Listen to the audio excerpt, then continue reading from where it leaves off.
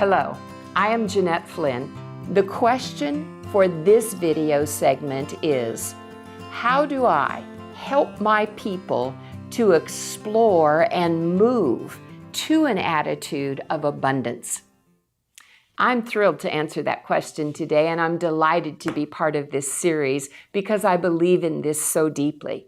And I know that for many pastors, they're oftentimes saying, well, I don't feel like I can address that question because it's self-serving. I shouldn't be talking about pastoral compensation because it's about me.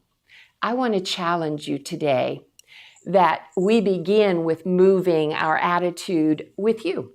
In fact the truth of the matter is that you as the pastoral leader, you as church boards, you need to begin to realize that as we address this question, we are really addressing the heart of the gospel. We're really beginning to refocus ourselves on the mission that Jesus Christ himself set us to. There's a story in the New Testament that's one of my favorites. It's a story about a little boy, and he brought 5 loaves of bread and 2 fish to hear Jesus as he spoke one day on a mountainside. Will you remember this story? It began to become evening, and no one else had thought to bring anything. If the little boy had begun to operate by the attitude of scarcity, he would have kept that lunch in his cloak. He would have hid that. He would have slipped off and said, I want to make sure I have enough to get by. Instead, he brought his little lunch and he released it. He gave it to the master. He said, you know what? I'm going to trust. I'm going to believe. Let's see what the master can do. And so Jesus took that and he blessed it. And the scripture says he broke it. And then he gave it to the disciples and said, now go. That's when the miracle happened.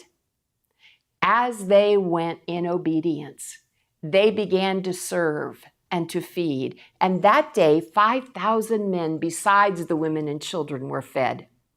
Friends, I want to say to you and I that as we begin to rethink what it is we're really called to do, not just pastor a congregation, not just keep a bunch of people together, not just make sure the doors stay open. My friend, you and I have been called to fulfill a mission. We are on a commission by Jesus Christ himself. And I believe that as we address this issue of scarcity to abundance, as we address how we use the little we have, releasing it and going in faith, that we will find out that we are back on mission. And once we get back on mission, once we begin to move the attitude from scarcity to abundance, when we begin to remember it's not about keeping us together, it's about releasing and going, that's where the miracle happens.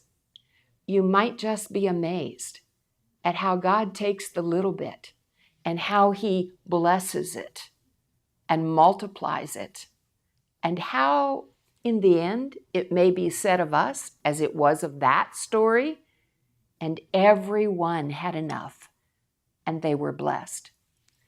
Well, my friend, I want to challenge you again. When you think about talking about finances in your congregation or pastoral compensation, I want to challenge you. You're not just talking about money. You're not talking about finances. You're talking about going from scarcity to abundance. You're really talking about returning to the heart of the mission and using our resources released in the hands of the master and going to fulfill the Great Commission. May God richly bless you as you move from scarcity to abundance and back to the mission of the good news.